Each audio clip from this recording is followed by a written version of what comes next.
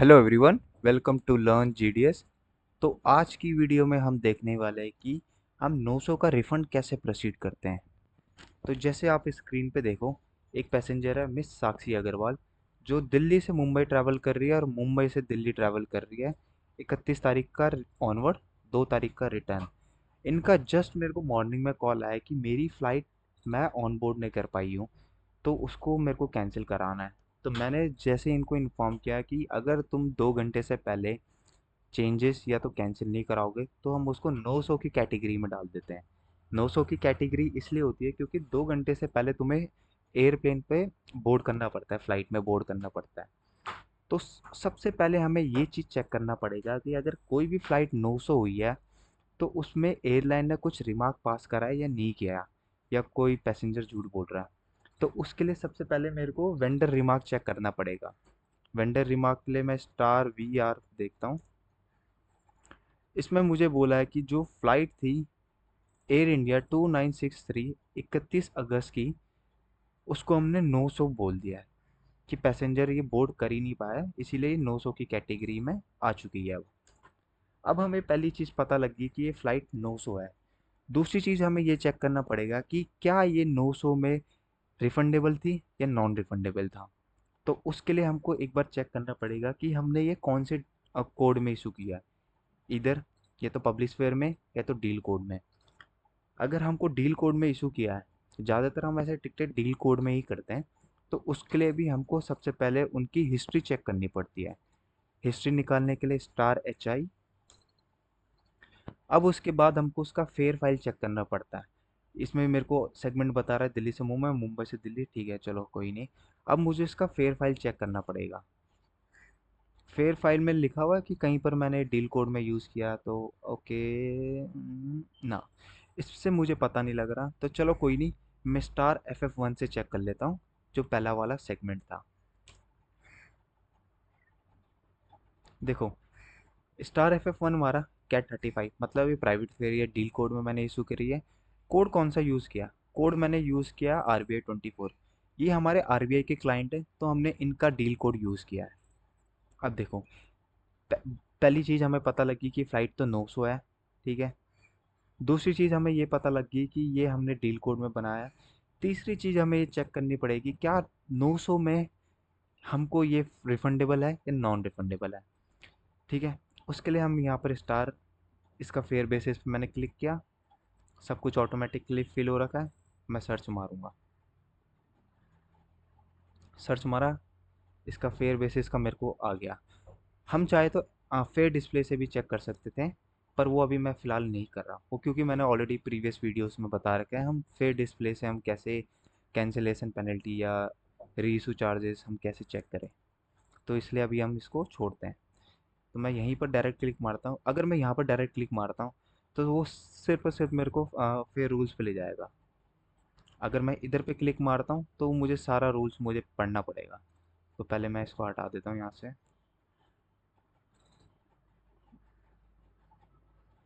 ठीक है, अब मैं डायरेक्टली यहीं पर मारता हूँ। एक बार मैं इसका फेयर बेसिस मैच कर लेता हूँ, यही था या दूसरा था। फिर वैसे gold gold Lima Lima 1 1 yankee yankee x-ray x-ray union union India India, ठीक है यही था। इसमें बोल रहा है कि मेरे को, अब मेरा रीसू के चार्जेस 237 है, रीसू मुझे करनी नहीं है। नेक्स्ट। इसमें बोल रहा है मेरे कैंसिलेशन चार्जेस है 475, कैंसिलेशन भी मुझे करनी नहीं है। अब मेरे को आ गया कि हम 900 का चेंजेस, 900 का रीसू, 900 का रीसू मुझे करना नहीं है, इसको भी हटाओ। अब आ गया हमारा मेन। इसमें मुझे बोल रहा है कि अगर मैं ये, अगर बाय चांस टिकट 900 हो गई तो उसकी कैंसिलेशन पेनल्टी हम मुझे होगी 4762, मतलब 4762 मुझे कैंसिलेशन पेनल्टी पे करनी पड़ेगी। रेस्ट जो भी अमाउंट बनता है वो हमारा रिफंडेबल है। और देखते कुछ और लिखा है इसमें कि 100 tax will be, this tax blow not 45 में मेरा काम का नहीं है कोई। ओनली टैक्स रिफंडेबल, ये भी मेरा कोई काम का नहीं है। मेन ये है कि जीएसटी 5% जीएसटी हमारे इकोनॉमी में, 12% हमारा GST first class, business class और इवन दो इकोनॉमी में। नीचे देखता हूँ कुछ लिखा है कि Y Q Y R non refundable है, ऐसा कुछ नहीं है। डेथ वेथ कुछ नहीं लिखा इसमें। तो नाउ हमें ये तो पता लग गया कि अगर बाई चांस टिकट 900 होगी तो उसका कैंसिलेशन पेनल्टी हमारा होगा 4762। रेस्ट जो भी अमाउंट होगा हमारा रिफंडेबल होगा। तो चलो रिफंड का प्रोसीड करते हैं। मैं एक बार ये चीज़ क्लियर कर दूं तुम्हें कि अभी फ़िलहाल मैं इसका रिफ़ंड का प्रोसीड नहीं कर रहा हूँ, क्योंकि मुझे और भी इन्फॉर्मेशन चाहिए। हो सकता है हम इस चीज़ का वेवर ले ले एयरलाइन की तरफ से।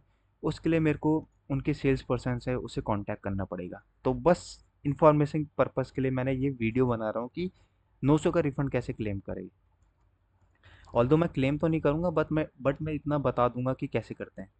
सबसे पहले हमें ये करना पड़ेगा रिफंड करने से पहले कि हमको प्रिंटर अप करना है। इसका प्रिंटर अप करने की कमांड है HMLT।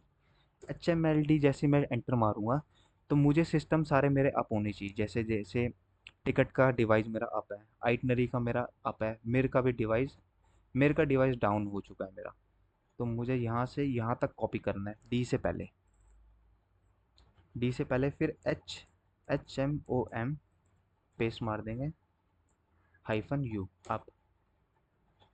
अब इसने बोला कि मेरा डिवाइस अप हो गया, मेरे का भी HMLT। दोबारा मैं चेक मारता हूँ, अब मेरे सारे डिवाइस अप है, मैं रिफंड करने के लिए प्रोसीड कर सकता हूँ। नाउ जो ऑनवर्ड की टिकट थी वो हमारा 900 थी। मैंने यहाँ से कॉपी किया, इसको हटाया, स्क्रीन में अप कर ले, बड़ी कर देता हूँ। TRNE टिकट नंबर पेस्ट कर दिया। अब हमें ये देखना है कि ये इसका डेट ऑफ इशुएंस क्या था। TRNE, एक बार मैं टिकट नंबर वेरीफाई करता हूँ। लास्ट के डिजिट थी 766 ठीक है। 766 लास्ट का था, हमारा था 31 अगस्त, दिल्ली से मुंबई 9 बजे की, ठीक है।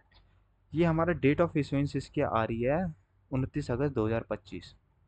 तो स्लैश 29 अगस्त 2025। 2025 जैसे मैं एंटर मारूंगा, अब मुझे पहला फर्स्ट पेज आया मेरा रिफंड का। ऑल्दो वैसे होते रिफंड के 4 पेज हैं, हम चाहे तो हम 3 में भी कर सकते हैं उसको कंप्लीट, या हम 2 में भी ख़त्म कर सकते हैं। नहीं, बेसिकली 3 में ही ख़त्म करना होता है हमको। पहला पेज आया तो उसमें ये बोला कि ये रिफंड है, कैश अमाउंट, टैक्सेस। ये हमारा बेस फेयर है। बेस फेयर हमने कितना यूज़ किया, हमने जब फेयर नोट उसका चेक किया था, उसमें लिखा नहीं था कि हमको बेस फेयर का अमाउंट पे करना पड़ेगा पूरा। नहीं, उसमें सिर्फ ये लिखा था हमको कैंसिलेशन अमाउंट हमें पे करनी है, रेस्ट अमाउंट जो भी हमारा होगा वो हमको रिफंड होगा। तो इसीलिए जो हमारा कैश अमाउंट है वो फ़िलहाल अभी हमारा 0 है। अब मुझे आ गया कि हमारा कैंसिलेशन चार्जेस कितना थे। उससे पहले ये बोल रहा है कि टोटल टैक्स हमको पे करने पड़ेंगे 925, ठीक है। ओके, नाउ टैक्स तो हमारा सारा रिफंड आएगा ही आएगा। उसमें कुछ भी मेंशन नहीं था कि Y Q Y R non refundable है या नहीं है। और दूसरा हमको ये देखना है कि कैंसिलेशन चार्जेस कितने थे। इसमें मुझे शो हो रहे हैं कि 900 के कैंसिलेशन चार्जेस है 4762, प्लस 5% हमारा जीएसटी लगेगा। कौन सी क्लास में था, गोल्फ। गोल्फ हमें पता है कि जैसे कि ये इकोनॉमी क्लास होती है तो इसमें 5% हमारा लगेगा। 5% मैं एक बार निकाल देता हूँ कैलकुलेटर में अपना। 4762 प्लस 5%, तो मुझे आ रहा है अप्रॉक्स 5001 पैसा। तो मैं 5001 लेके चलता हूँ, 5001। फिर हमको यहाँ पर बोल रहा है कि हमको अनयूज टैक्सेस हमें रिफंड करने हैं या नहीं। हमेशा इसको येस करना पड़ेगा हमको, ठीक है। नाउ अब ये बोल रहा है कि हमारा IN इतना टैक्स था, K3 इतना था, P2 इतना था, YR इतना था। तो मैं यहाँ जाके कर देता हूँ नेक्स्ट पे, ठीक है। अब मुझे बोल रहा है कि जो मेरा टोटल रिफंड आएगा वो आएगा 1308। 1308 हमारा रिफंड आएगा। तो उसको एक बार हम अपने यहाँ से भी चेक कर लेते हैं। XX 5001 में से माइनस करेंगे हम, टोटल फेयर था 6309 1308। तो इसमें हमें ये बताया कि अगर हम इस टिकट को रिफ़ंड करेंगे 900 वाली को, तो हमको सिर्फ रिफ़ंड आएगा 1308। रेस्ट जो भी हमारी अमाउंट थी वो हमारा कैंसिलेशन पेनल्टी में चले जाएगा। तो मैं चाहूँ तो यहाँ पर येस भी कर सकता हूँ, नो भी कर सकता हूँ। तो फिलहाल अभी मुझे रिफ़ंड प्रोसीड नहीं करना। ये हमारा पेज नंबर 3 है। हम चाहे तो हमें यहाँ पर एंड भी कर सकते हैं, यहाँ पर येस या नो करके। तो अभी मुझे करना कुछ ही नहीं है, सिर्फ मैं IR मार दूंगा तो मेरा रिफ़ंड प्रोसीड नहीं होगा। बस ये इन्फॉर्मेशन वीडियो के लिए था कि हमको 900 का रिफ़ंड कैसे क्लेम करेंगे। तो एक बार मैं उसे हटा देता हूँ और मैं यहाँ पर भी चेक कर लेता हूँ कि हमारा रिफ़ंड हुआ है नहीं हुआ। नहीं, अभी रिफ़ंड नहीं हुआ है। ठीक है, तो ये हमारी वीडियो थे कि हम 900 का रिफ़ंड कैसे क्लेम करें। नेक्स्ट वीडियो में और भी इंफॉर्मेटिव होने वाली है। नेक्स्ट वीडियो से हम रीइशू का भी शुरू कर देंगे। जो जो केसेस हमारे पास आते रहेंगे वो मैं वीडियो अपलोड करता रहूँगा। अगर वीडियो आपको अच्छी लगी तो please do share, like, share and subscribe this channel. Thank you so much and have a great day.